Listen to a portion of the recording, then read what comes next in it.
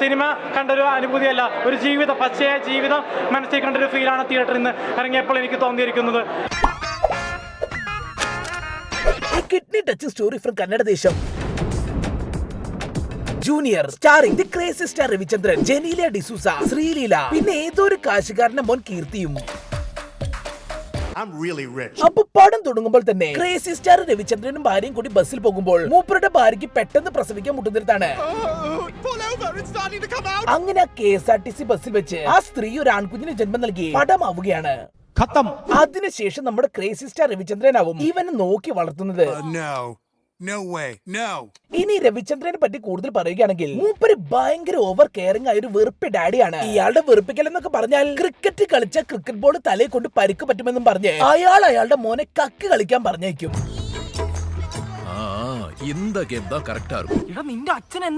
പിന്നെ 2+2 22 എന്ന് പറയുന്ന ഈ പൊട്ടൻ ചെക്കരം കൊണ്ട് ക്ലാസ്സിലെ എല്ലാ ചോദ്യങ്ങൾക്കും ഉള്ള ഉത്തരം ഇവൻ തരുമെന്ന് പറഞ്ഞ് ടീച്ചർമാരുടെ കയ്യിൽ നിന്ന് അടി വാങ്ങി കൊടുക്കുക. മാത്രമല്ല ഇയാൾ കാണായും പെണ്ണായും ഇവൻ മാത്രമേ ഉള്ളൂ എന്ന് പറഞ്ഞ് ഇവനെ പെണ്ണുങ്ങളുടെ ഒക്കെ ഡ്രസ് ഇടിപ്പിച്ച് ഫോട്ടോ എടുത്ത് വീടിന്റെ ഹാളിൽ കെട്ടിത്തൂക്കും. അജാതി ഒരു വെറുപ്പ് ഡാഡിയാണ് ഇതിൽ ക്രേസി സ്റ്റാർ രവിചന്ദ്രൻ. എനിക്ക് എന്റെ ഡാഡിയുടെ സോ എനിക്ക് ഇഷ്ടപ്പെടുന്നില്ല, എന്റെ ഉള്ള പറയല്ല, ഞാൻ എന്തേലും ചെയ്തു. അങ്ങനെ ഈ വീർപ്പ് മുട്ടിക്കുന്ന സ്നേഹത്തിൽ വളർന്നു വലുതായി അവൻ കോളേജിൽ പോകാൻ പരുവത്തിലാവും. അതോടെ തന്റെ ഈ വെറുപ്പ് ഡാഡിയുടെ കയ്യിൽ നിന്ന് എങ്ങനെയെങ്കിലും ഒന്ന് രക്ഷപ്പെടാൻ വേണ്ടി നമ്മുടെ ഹീറോ ദൂരെ ഒരു കോളേജിൽ പോയി അഡ്മിഷൻ എടുക്കും. ഇനി ക്രേസി സ്റ്റാറിന്റെ മോനെ ഇവനെ പറ്റി പറയുകയാണെങ്കിൽ ഇവനെ പോലൊരു വ്യാളി ചെറുക്കനെ ഞാൻ ഈ അടുത്ത കാലത്തൊന്നും ഇന്ത്യൻ സിനിമയിൽ കണ്ടിട്ടില്ല. അതായത് ഇപ്പൊ ഇവന്റെ കോളേജിൽ ഒരു ഫുട്ബോൾ കളി നടക്കാന്ന് വിചാരിക്കും. ആൻഡ് ആ മാച്ചിൽ ഇവന്റെ ടീം തോറ്റ് എതിർ ടീമിന് കപ്പും കിട്ടും. പക്ഷെ അവൻ അത് സഹിക്കാൻ പറ്റില്ല. ഇവൻ അപ്പൊ തന്നെ വിജയാഘോഷത്തിൽ എറിഞ്ഞു പിടിക്കാൻ നിന്ന് എതിർ ടീമിന്റെ ക്യാപ്റ്റനെ താഴെ പിടിക്കാൻ നിൽക്കുന്നവരെ തള്ളിയിട്ട് നടും തല്ലി വീഴ്ത്തും. എന്നിട്ട് അവൻ അവിടുന്ന് ഇറങ്ങിയോടെ ആ കോളേജിലെ ഏതൊക്കെയോ കമ്പീന്റെ മേലെ കൂടെ ഒക്കെ തൂങ്ങി ആ കോളേജിന്റെ ടെറസിന്റെ മുകളിൽ പോകും. എന്നിട്ട് അവിടുന്ന് ഒരു കയറൽ കെട്ടി തൂങ്ങി ഇറങ്ങി എതിർ ടീമിന് കൊടുക്കാൻ നിന്ന് കപ്പും എടുത്ത് ഗേറ്റിന്റെ പുറത്ത് പോയി നിന്ന് പറയും, എടാ ഞങ്ങൾ തോറ്റു തന്നോണ്ടല്ലേ നിനക്കൊക്കെ ഈ കപ്പ് കിട്ടിയത്, അതുകൊണ്ട് ഈ കപ്പ് ഞങ്ങൾക്ക് അവകാശപ്പെട്ടതാണെന്ന്. ഈ സൈസ് വ്യാളിയാണ് ഇവൻ. ഇനി ഇവന്റെ മറ്റു വ്യാളിത്തരങ്ങളെ പറ്റി പറയുകയാണെങ്കിൽ ഇപ്പൊ നമ്മുടെ ഒരു കോളേജിലൊക്കെ ചേർന്നാൽ എങ്ങനെയാണ് ഫ്രണ്ട്സിനെയൊക്കെ തിരഞ്ഞെടുക്കുക, ഇങ്ങനെയൊക്കെയല്ലേ. പക്ഷെ ഇവൻ വ്യത്യസ്തനാണ്. ഇവന് ഫ്രണ്ട്സ് ആക്കേണ്ടവർക്കൊക്കെ ഒരു ഓഫർ ലെറ്റർ അങ്ങ് അയക്കും. എന്നിട്ട് അവന്മാർക്ക് ഒരു ഹാളിലേക്ക് വിളിച്ചു വരുത്തി ഒരു ഇന്റർവ്യൂ നടത്തിയിട്ടാണ് ഫ്രണ്ട് ആക്കുക.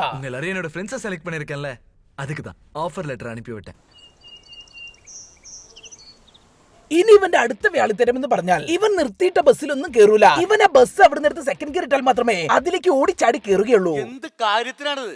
ഒരു സുഖം, ഒരു മനസുഖം. അങ്ങനെ ഒരു ദിവസം ഇതേപോലെ ഇവൻ ഒരു ബസ്സിൽ ഓടിച്ചാടി കയറുമ്പോഴാണ് ഇവൻ അവളെ കാണുന്നത്, നമ്മുടെ ശ്രീലീലയെ. ഞാൻ കണ്ടപ്പോഴേ പ്രണയം എന്ന പോലെ ഇവൻ അവളുടെ പിന്നാലെ നടന്ന് അവൾ എങ്ങ് സെറ്റ് ആക്കുകയാണ്.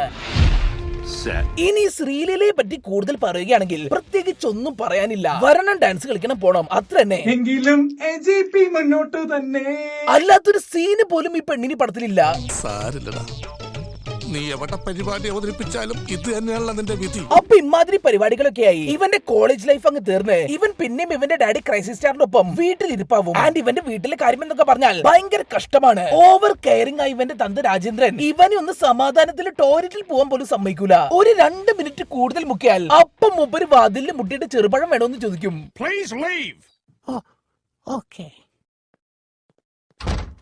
അങ്ങനെ ഈ ശല്യം ഒന്നും സഹിക്കാൻ വയ്യാണ്ട് നമ്മുടെ നായകൻ ഒരു ജോലിക്ക് പോകാൻ വേണ്ടി തീരുമാനിക്കുകയാണ്. ആൻഡ് പണിക്ക് പോകാൻ വേണ്ടി ഇവൻ ഇന്റർവ്യൂവിന് പോകുന്ന കമ്പനിയാണ് നമ്മുടെ ജെനീലിയുടെ അച്ഛന്റെ സോഫ്റ്റ്വെയർ കമ്പനി. സോ ഗൈസ്, അങ്ങനെ ഇവൻ ആ കമ്പനിയിൽ ഇന്റർവ്യൂ അറ്റൻഡ് ചെയ്യാൻ വേണ്ടി ലിഫ്റ്റിൽ കയറി നിൽക്കുമ്പോഴാണ് ജെനീലി അങ്ങോട്ടേക്ക് വന്ന് ഇറങ്ങട എന്റെ അച്ഛന്റെ കമ്പനിയിലെ ലിഫ്റ്റിന്ന് ഞാൻ ആദ്യം മേലെ പോട്ടെ എന്നും പറഞ്ഞ് അവനെ ആ ലിഫ്റ്റിന്ന് ഇറക്കി വിടുന്നത്. അത് കേട്ടതും ആകെ ദേഷ്യം വന്ന് നമ്മുടെ ഹീറോ 13ാം നിലയിലേക്ക് പോകുന്ന ലിഫ്റ്റ് അവിടെ എത്തുന്നതിന് മുന്നേ ഇവൻ എത്താൻ വേണ്ടി എല്ലാ ഫ്ലോറിലും പോയി ആ ലിഫ്റ്റിന്റെ ബട്ടൺ അമർത്തി ഡോർ തുറന്നു വിടും.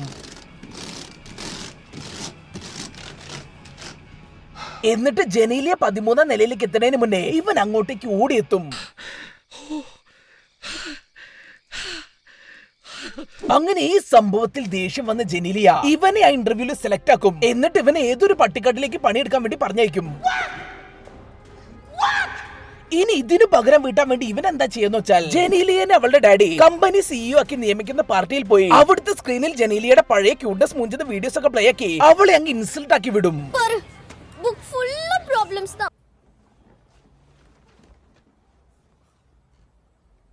അപ്പൊ ഇങ്ങനെ ഇരിക്കുന്ന സമയത്താണ് നമ്മുടെ over caring dad crazy star Ravichandran പാർട്ടിക്ക് പോയ തന്റെ മോന് സാമ്പാറും ചോറും കൊണ്ടുകൊടുക്കാൻ വേണ്ടി ഓഫീസിന്റെ ഗേറ്റിന്റെ അവിടെ വന്ന് നിൽക്കുന്നത്. ആൻഡ് മൂപ്പർ അവിടെ വന്ന് നിൽക്കുന്നത് ജെനീലിയയുടെ ഡാഡി കാണുകയാണ്. അത് കണ്ടത് നമ്മുടെ ജെനീലിയയുടെ ഡാഡി നേരെ പോയി ആ വ്യാളി ചെറുക്കനെ വിളിച്ച് ടെറസിന്റെ മേലെ കൊണ്ടുപോയി ഒരു ട്വിസ്റ്റ് പറഞ്ഞു കൊടുക്കുകയാണ്. അതെന്താന്ന് വെച്ചാൽ ദാ ആ നിൽക്കുന്ന നിന്റെ ഡാഡി ക്രേസി സ്റ്റാർ രവിചന്ദ്രനില്ലേ, മൂപ്പര് തന്നെയാണ് ഈ ജെനീലിയയുടെ ഡാഡി. യെസ് ഗൈസ്, ഇവര് ബ്രദറും സിസ്റ്ററുമാണ്. അങ്ങനെ ഈ ട്വിസ്റ്റും പറഞ്ഞ് മൂപ്പർ അവൻ ഒരു കിഡ്നി ടച്ചിങ് ഫ്ലാഷ് ബാക്ക് അങ്ങ് പറഞ്ഞു കൊടുക്കുകയാണ്. അതായത് പണ്ട് നമ്മുടെ ക്രേസി സ്റ്റാർ രവിചന്ദ്രനും ഭാര്യയും ഒരു ഗുണവും പിടിക്കാത്ത ഒരു ഗ്രാമത്തിലായിരുന്നു ജീവിച്ചിരുന്നത്. അപ്പൊ ഇങ്ങനെ ഇരിക്കുന്ന സമയത്താണ് അവർക്കൊരു പെൺകുഞ്ഞ് ജനിക്കുന്നത്. അതാണ് നമ്മുടെ ജെനീലിയ. ആൻഡ് അവള് ജനിച്ചതും ഈ പെൺകുട്ടി നമ്മുടെ ഗ്രാമത്തിനെ രക്ഷിച്ച് വലിയ നിലയിൽ എത്തിക്കുമെന്നും പറഞ്ഞ് ആ പെൺകുട്ടിക്ക് വിജയ എന്ന് പേരും കൊടുക്കും. ഊരെല്ലാം കേൾക്കുന്ന മാതിരി சொல்லணும் വിജയ. ഗ്രാമം രക്ഷിക്കാൻ വരുന്നവർക്ക് കൊടുക്കാൻ പറ്റിയ പേരാണ്. സോ ഗൈസ്, അപ്പൊ നമ്മുടെ ക്രേസി സ്റ്റാർ രവിചന്ദ്രന്റെ പ്ലാൻ എന്താന്ന് വെച്ചാൽ ഈ വിജയ എന്ന് പറയുന്ന പെൺകുട്ടിയെ ഓട്ട മത്സരത്തിന് ഒളിമ്പിക്സിൽ പങ്കെടുപ്പിച്ച് മെഡലും വാങ്ങി ആ ഗ്രാമത്തിനെ രക്ഷിച്ചെടുക്കാമെന്നാണ്. പക്ഷെ ചെറിയൊരു പ്രശ്നമുണ്ട്. ഈ പെൺകുട്ടിയുടെ ലങ്സ് കംപ്ലൈന്റ് ആണത്രേ. അതുകൊണ്ട് ഇവൾക്ക് ഇനി ഓടാനൊന്നും പറ്റൂല എന്ന് ഡോക്ടർമാർ വിധി എഴുതും. പക്ഷെ നമ്മുടെ ക്രേസി സ്റ്റാർ ഉണ്ടോ വിട്ടുകൊടുക്കുന്നു. മൂപ്പർ അവളെ മോട്ടിവേറ്റ് ആക്കി ഓടിപ്പിച്ച് ലങ്സ് കംപ്ലൈന്റ് ആക്കി ഷെഡ് കയറ്റും. അപ്പൊ ഡോക്ടർ പറയും ഇത് നേരാക്കാൻ കുറെ പൈസയൊക്കെ വേണ്ടി വരുമെന്ന്. അത് കേട്ടത് നമ്മുടെ ക്രേസി സ്റ്റാർ രവിചന്ദ്രൻ അവളെ രക്ഷിച്ചെടുക്കാൻ വേണ്ടി സ്വന്തം കിഡ്നി വരെ വിൽക്കുകയാണ്. പക്ഷെ ഗൈസ്, ഈ കിഡ്നി വരെ വിറ്റ് ചികിത്സിച്ചിട്ടും ഇവളുടെ അസുഖം മാറിയിട്ടുണ്ടാവില്ല. അവസാനം ഇതിനെ നോക്കാൻ വേണ്ടി ഭയങ്കര ചെലവാണെന്ന് മനസ്സിലാക്കിയ ക്രേസി സ്റ്റാർ ഇവളെ നോക്കാൻ കെൽപ്പുള്ള ഒരു കോടീശ്വരന്റെ വീട്ടുമുറ്റത്ത് കൊണ്ടുപോയി ഇവളെ ഇട്ടിട്ട് അവിടുന്ന് സ്കൂട്ടാവും.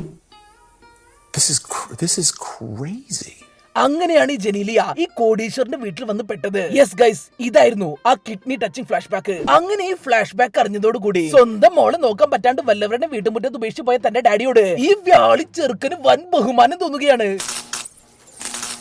അങ്ങനെ അതോടുകൂടി തന്റെ ഡാഡിയുടെ ഗ്രാമരക്ഷിക്കൽ മിഷനും തന്റെ ഡാഡിനെയും ചേച്ചിനെയും ഒന്നിപ്പിക്കാനുള്ള മിഷനും കൂടി ഏറ്റെടുത്ത് നമ്മുടെ ഹീറോ ഇറങ്ങി തിരിക്കുകയാണ്. അപ്പൊ ആദ്യം തന്നെ ഇവന്റെ തന്തയുടെ ഡ്രീം ആയിരുന്ന ജെനീലിയയും കൊണ്ട് അവള് ജനിച്ച ഗ്രാമരക്ഷിക്കൽ എന്ന മിഷൻ നടത്തുകയാണ്. സോ അതിനു വേണ്ടി ഇവൻ കമ്പനിയുടെ ചാരിറ്റി പ്രവർത്തനമാണെന്നും പറഞ്ഞ് ഇവൻ ജെനീലിയനെയും കൊണ്ട് ആ ഗ്രാമത്തിലേക്ക് പോവുകയാണ്. അപ്പൊ ആ ഗ്രാമത്തിലാണെങ്കിലോ കുറെ ഗുണ്ടകൾ പാവങ്ങളെ അടിമകളാക്കി വെച്ച് ഉപദ്രവിച്ചു കൊണ്ടിരിക്കുന്ന ഒരു ഗ്രാമം. സോ ആ പാവം പിടിച്ച ജനങ്ങളെയൊക്കെ ഇതിന്നൊക്കെ രക്ഷിക്കാൻ വേണ്ടി അവരിറക്കുന്ന ഐഡിയ ആണ് ആ ഗ്രാമത്തിലെ ജനങ്ങൾക്കൊക്കെ ഒരു യൂട്യൂബ് ചാനൽ എന്ന പദ്ധതി. യെസ് ഗൈസ്, അവൻ ആ ഗ്രാമത്തിലെ എല്ലാവർക്കും ഓരോ യൂട്യൂബ് ചാനലും ഉണ്ടാക്കി കൊടുത്ത് എല്ലാത്തിനെയും വൈറലാക്കി വിട്ട് ആ ഗ്രാമത്തെ ഒരു സമ്പൂർണ്ണ വൈറൽ ഗ്രാമമാക്കുകയാണ്. ആൻഡ് ആ ഗ്രാമത്തിലെ എല്ലാവരും ഒന്ന് വൈറലായ സന്തോഷം ആഘോഷിക്കാൻ വേണ്ടി ഇവന്റെ കാമുകി ശ്രീലീലനെ വിളിച്ചു വരുത്തി ആ ഗ്രാമവാസികൾക്ക് വേണ്ടി വൈറൽ എന്നും പറഞ്ഞ് ഒരു ഐറ്റം ഡാൻസ് കളിപ്പിക്കും.